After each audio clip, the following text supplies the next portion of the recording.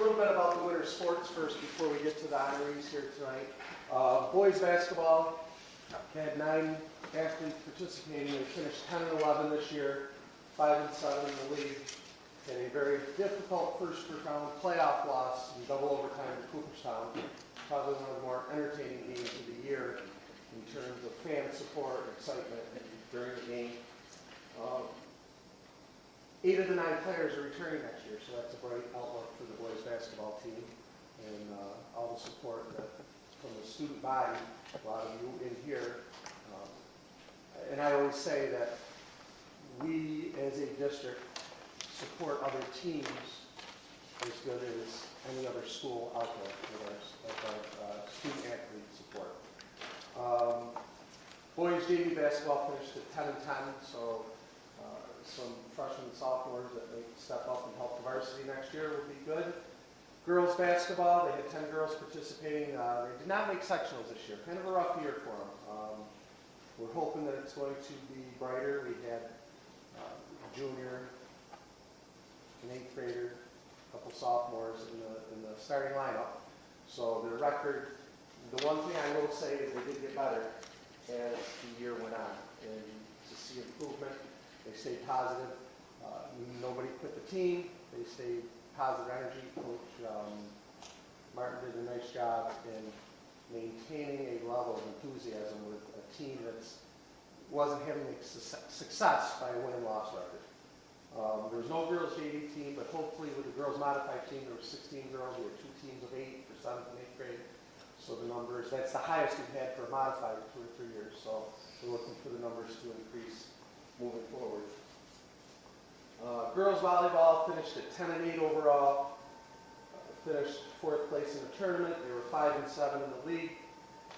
They won their first round of sectionals, which was nice because a team that had beat them twice in the regular year, they played the first round of sectionals and they turned around and beat them. Of course, their nemesis, getting by Mount Markham in the second round. Mount Markham's had a very solid volleyball team, undefeated for a number of years now. So we battled to a certain degree, but Mount Markham got us this year. JV for girls volleyball, they were like 10 and 6. They had 12 girls on the team. The numbers are very solid in their volleyball program. It was a first-year coach, 2 first-year coaches. So moving forward with that, the volleyball program, hopefully we'll get some consistency. We've had 3 different volleyball coaches in 3 years. So hopefully we'll get some consistency with that. Because it is important to have consistency with leadership and coaching and different things for the kids to have some stability and understand what's going on in that. Boys bowling was 2 and 12 in the overall record. Did not qualify for sectionals. One of their better bowlers, 8th grader, that has a bright future individually. So hopefully things will they'll follow his lead with some middle school kids and some high school kids joining next year. There were 7 bowlers. Girls bowling, there was only 4 girls bowlers this year. Again, the record was not what they would expect or what they would want. But again, they had every bowler on the team's average went up through the whole year. So the success rate of improvement was there. Girls indoor track, help me out here. In the sectionals, we finished what? Third, I was going to say second. Girls were second in indoor sectionals. The numbers have exploded with girls indoor track. We had probably 7 or 8 last year, and we're up around 18 to 20 this year plus with that. We had to hire an assistant coach because between the boys and girls program, the numbers really.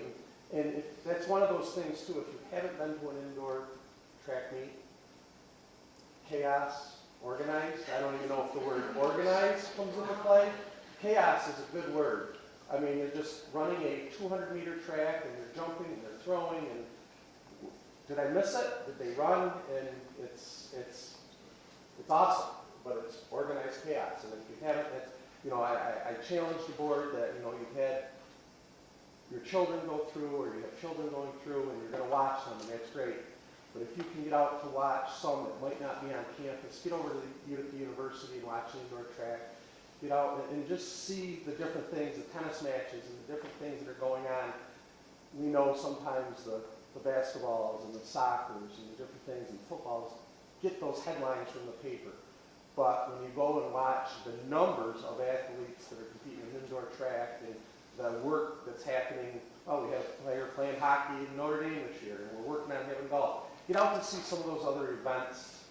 It's just so, it's awesome. It's part of camaraderie and sports and different things like that. Did I leave anybody out besides the two that were here to boys basketball, girls basketball, girls volleyball, boys bowling, girls indoor track. We did have one wrestler in New Hartford this year competing. Competed at the JV level, got some matches. He's a 10th grader. He's going to be moving up to varsity. We're hoping some of our younger wrestlers are doing a young youth program down in New Hartford, so that might increase the aspect of getting a few more wrestlers. You know, with the state champion that we had last year, we thought maybe people would build off that and want to see that, but we didn't quite see that this year. Again, wrestling is one of those very difficult sports. Boys volleyball. Champions again. You know, they just seem to, and I wouldn't be as far off to say, kind of totally unexpected, this championship, and that's what I think makes things even bittersweet. Awesome. It's great. You know, when I watched them at the beginning of the year, and I think coach, if he was honest with himself, both coaches, I think if some of the players are, we don't have a setter, I don't have this, I don't have this experience, that we're just going to play to get better for this year and compete next year.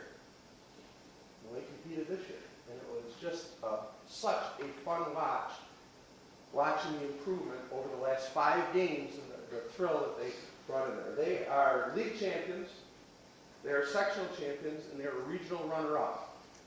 Down 2-0 in a regional game. And you know, I want to say they were a good team that beat us. But if we won that first game, we'd be talking maybe regional championships. But I'm not sure we were a better team. But we competed harder than them. They were good, but we just competed and fought. Got down 2-0, got up to 5 games, kind of fell short at 5th game. But again, up in Chittenango, just an awesome time to watch them play. It was a successful year.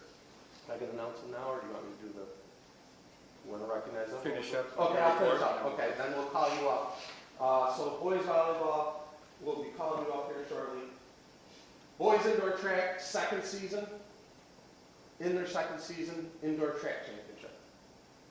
Sectional championship, league champion, sectional champion. You know, again, the hard part about track, you don't know if you won when you leave the end of the night. Because the scoring's here and there and different things. Did we win? Did we not? I think for the sectional championship, coach had an idea that halfway through we were going to win it. Well, for section, but I'm talking regular meets. It's kind of hard to put all that together and different things. But the sectional championship, it was a dominant performance by this team. And you know, I try to stress with many, you know, with girls track, boys track, winning is great. But second, thirds, fourths, and fifths scores points for Sauquoit Valley. And that's what builds teams. And this is what this team did. And we had some very good elite runners, very good elite performers. But we had a team that fought to get points in those third, and fourth, and fifth spots, which, you know, everybody pulls for that. And that's, it was awesome to see. The sectionals was in Onondaga. Right? It's a little bit different being in a place compared to the university. I'm going to step back because we did have one girl compete in the New York State Championship. I read this to not say her name. Addison Lazare competed in Ocean Breeze, Long Island. Oceanside, Ocean Breeze, Long Island. Finished 8th, but 7th because of they took. Right, 7th in the state, 8th in the federation.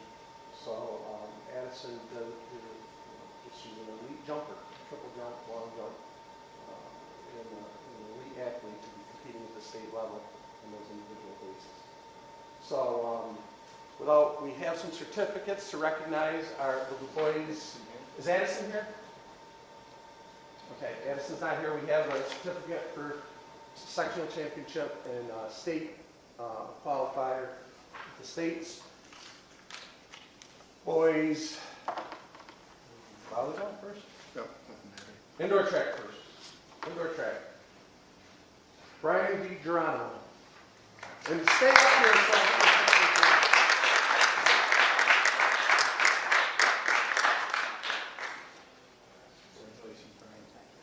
these are certificates and recognition from the Board of Education and your accomplishments and achievements. John DePernal. Matt Hanna.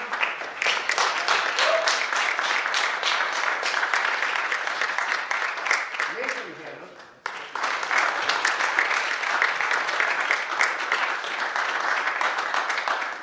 Cole Owens. Aaron Johnson.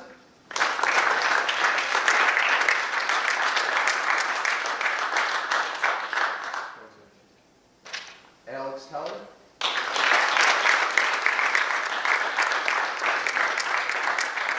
Robert Kudica. Brendan Lee.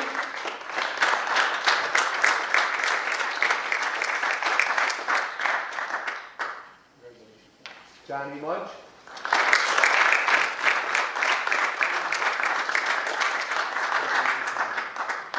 Keaton Bailey.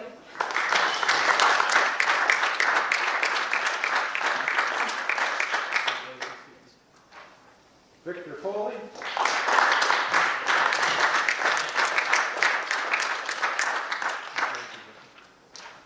Patrick Jones.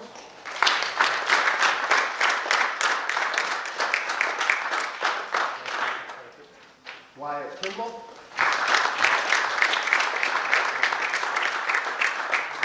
Danny Marcano.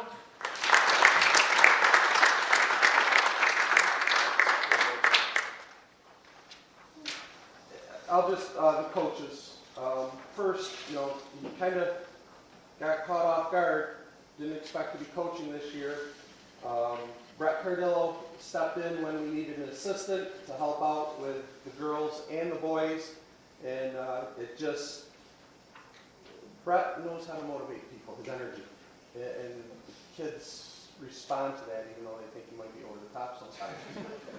but his energy for this is another sport. What do? You run.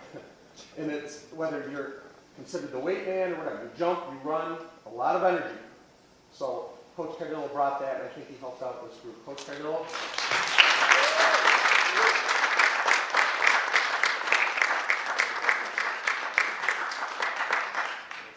And then I guess it runs, you need energy to coach a sport, to participate in the sport, and passion for the sport.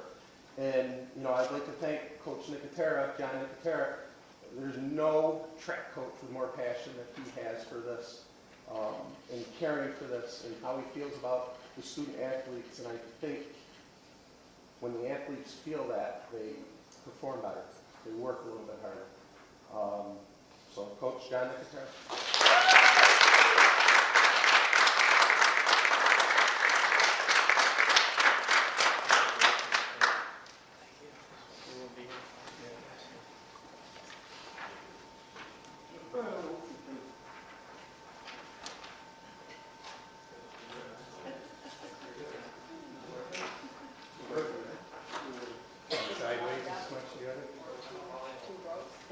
Can we get 2 rows?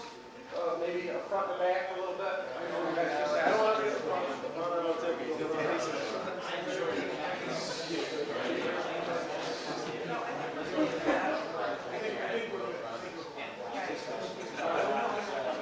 There you go. There you go. I think I got everybody. Come on. Okay. Stay put. Stay put. You have others.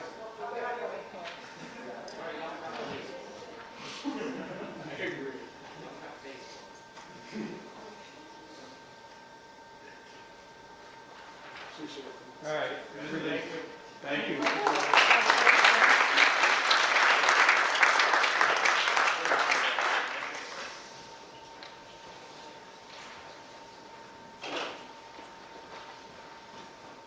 Okay, boys volleyball. Murphy.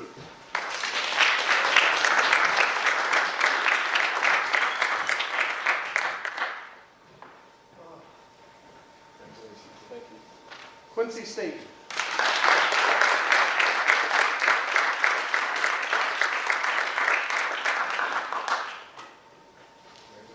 Mark Perry. Matt Fowers.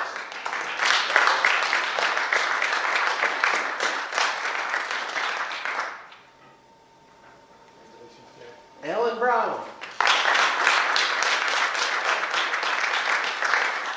Sean Smith.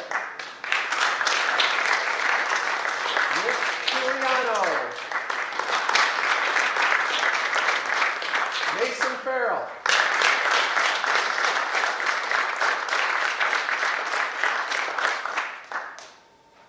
Aaron Messenger. Tom Crawford.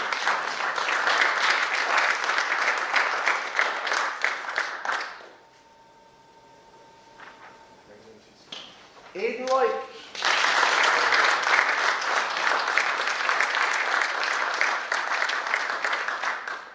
Braden Regattas.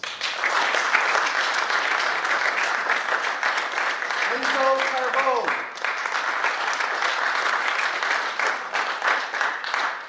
And again, there's a common theme by successful teams. They have successful people leading them. People with, they're good for the sport. You know, volleyball, there's specialty. You know, coaching track, coaching volleyball. Everybody thinks they know soccer. Everybody thinks they know basketball. But the volleyball is to find people that can teach the skill and work well with the kids. And I think that's what you see with this team. The skills are taught, the kids absorbed it, success happens on and off the court with that. Both coaches exemplify this. Mike Heisinger.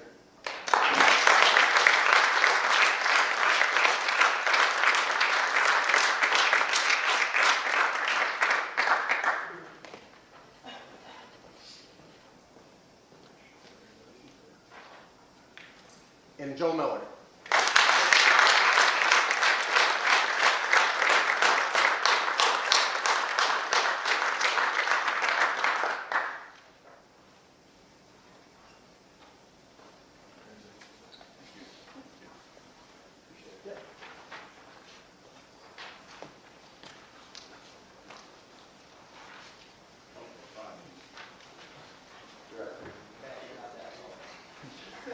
All right, look at me. You want in? No. Look at me. Here it goes. Perfect.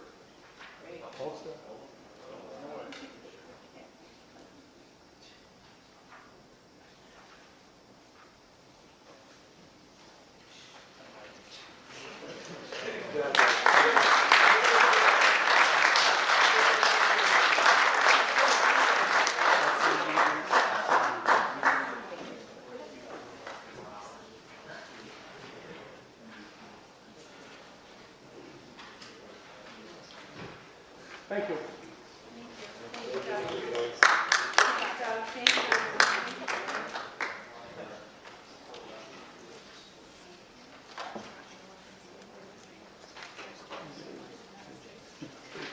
I think just some parting words on my part. I, at the risk of echoing everything Mr. Jones says, so I'll spare you of that, but we are extremely proud of you guys. It's great. I don't get to certainly every event, but I do enjoy the events that I do go to, and I do like to see, especially indoor track. It is tough to follow, and you see people in events, and coaches, you know, I see what they do all year long is put people in different spots. Some of you may be uncomfortable spots, but you do it anyways for a greater purpose down the road, and it's building you to what you succeeded to do this past season. So congratulations. Thank you for your commitment and your sacrifice of yourself for the betterment of the team, but ultimately it does improve you, and that definitely shows with what you accomplished this year. In boys volleyball, I did get to see, I didn't see a lot early on, I saw some late in the season, and then definitely in the sectionals. And true to form, as Coach Jones says, you know, volleyball, there's no feeder program for it. So you start learning it either in the summers at family reunions, which I'm sure Coach tries to direct you not to learn from. But once he gets you as a 9th grader, come up through JV, maybe you have to get thrown right at the varsity, and you start building, you start learning. Your learning curve is a much shorter period of time than most sports, but your growth is exponential, and it's definitely showed this year. That was some of the greatest volleyball, over 2.5 hours of volleyball, and I enjoyed every minute of it. You guys have a lot to be proud of for what you accomplished this year and for the effort you put in that regional event. So congratulations.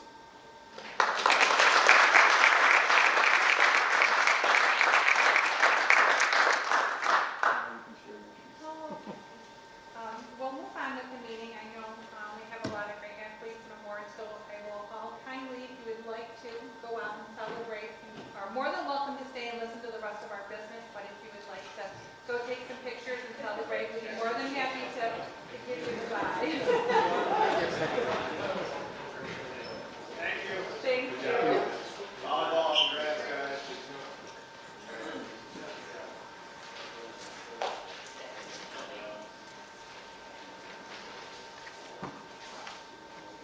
Corvette, thank you. Thank you very much. you. Yeah.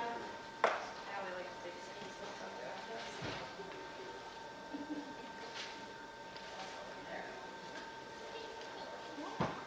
Next, we'll move on for public to be heard. We didn't have any requests for anyone to speak this evening. Next, then we'll move on to Board of Education Subcommittee reports. Okay, the only thing I have under here is the policy that I shared with the board over the weekend in my update. And it's a policy as we're reviewing some of our policies. It's 3012. It has to do with administration and specifically probationary period for administrator. It's a policy I recommend that we abolish because everything regarding the evaluation and probationary period of an administrator, which is the same with teachers, is tied up in commissioners' regulations anyways, and certainly within their contract. So we basically follow the APPR plan for our administrators, the same as we do for our teachers.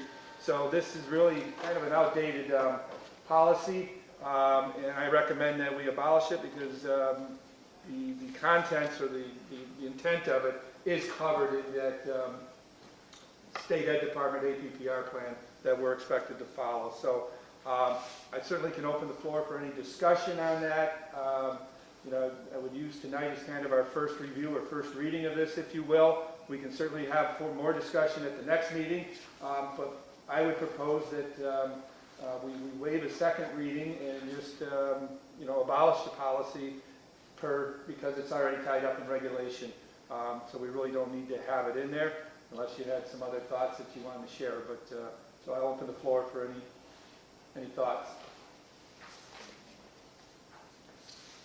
Okay. I have one question. Yes. Do you notate any other policy that you point to that policy and any other policy, and would you outline that you're following those regulations?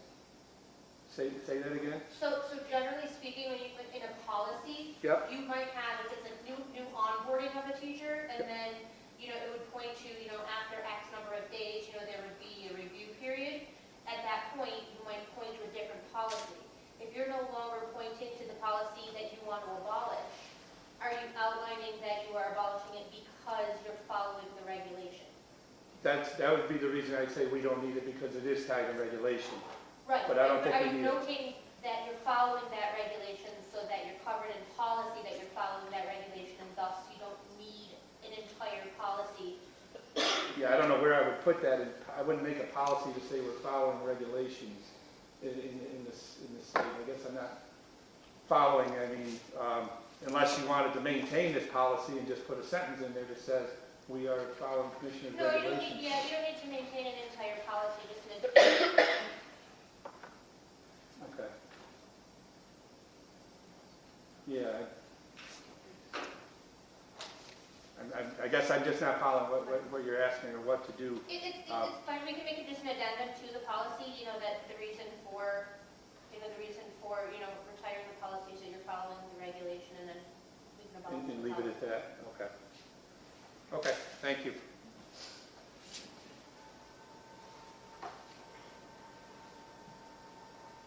And that's all I have for subcommittee report. Next, we'll move on to superintendent's report.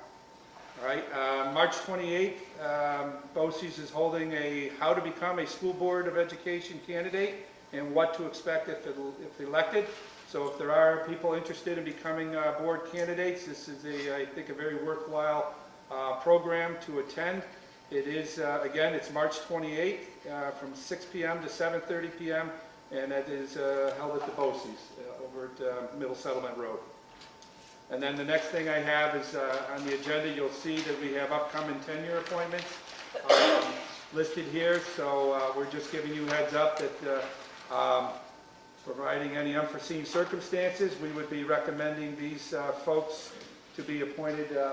We'll make a formal recommendation later this year with the end of with the recommendation presented at the May board meeting for the recommendation that they be appointed tenure effective September 1st, 2023. So we have three members: Erica Witter, Kyle Hutchinson, and Bridget Miller. And that's all I have. Okay, thank you, Ron. Next, we'll move on to old business.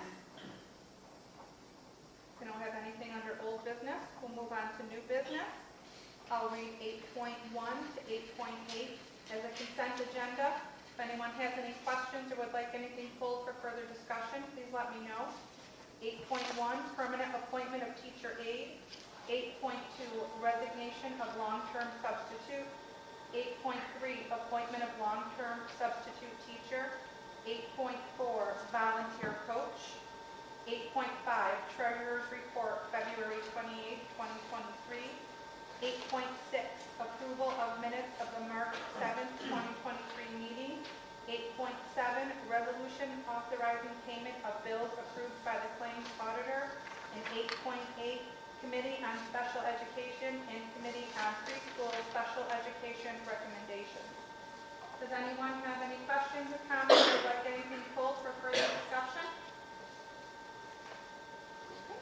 All right, if we're good, then I'll need a motion to approve 8.1 to 8.8. Ron, I'll need a second, please. Mike? All those in favor? Aye. Aye. Any opposed?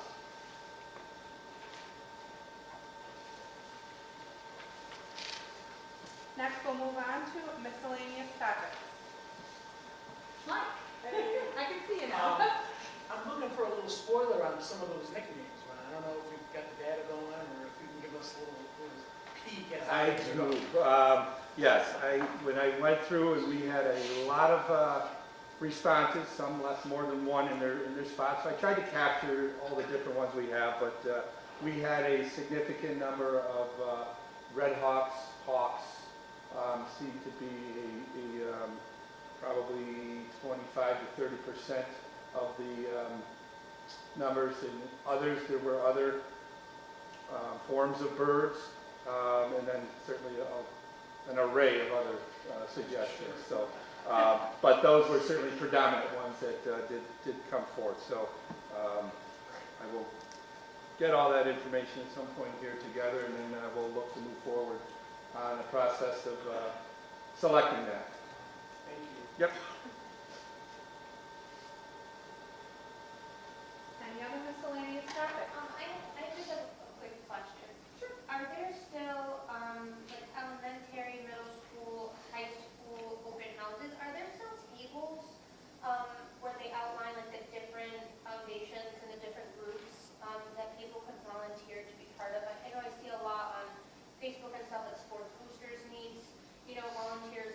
There's quite a few different groups that need a replenishment of volunteers. And do we still have tables set up at the open houses that kind of give information on what each group is, kind of does? And It's available for them to come, and I do believe we do get some. I don't know if we get all of our, community groups in there, but it is available for them certainly to reach out to each building they wish to come in and share. I know, oftentimes, Boys and Girl Scouts. There might be, Pop Warner. There might be ASO. Little League is not until spring, so usually they're not doing it, but especially around the fall time. But I don't know if we've had Sports Boosters there. Foundation from time to time, I know, has been at those open houses. Fine Arts typically would be. PTO in some way, shape, or form is typically there. Is there another way that we could also, I mean, maybe like arts and crafts fair, put a booth up in the front? Is there a booth already there, something that can kind of bring attention to the fact that, like, I feel like all the numbers and a lot of groups have gone down, and it's really hard to get people to volunteer and give their time. Oftentimes, those people are there working the craft fair, Yeah, you know, right. that would otherwise maybe It's set just, up. it's hard to get, Yeah. I know everybody is busy, and like, you know, everyone has, you know, other obligations, Yeah. but it's not a community without people. Right. And what happens is we tend to get people, their kids are involved, they get into it.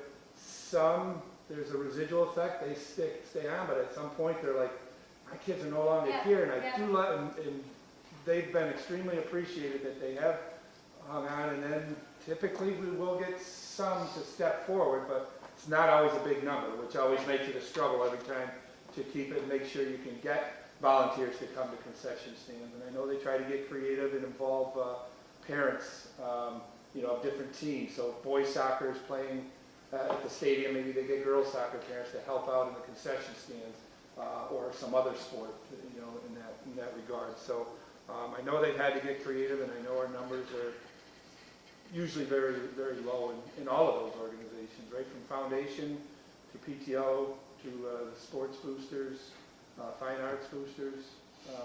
You know, they're not extremely, a lot of subscription to it.